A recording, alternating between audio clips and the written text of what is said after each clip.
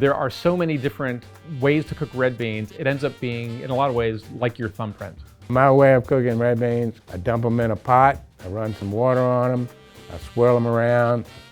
I'll chop up my garlic, celery, onion, and bell pepper, and maybe 6 bay leaf. I like a lot of bay leaf.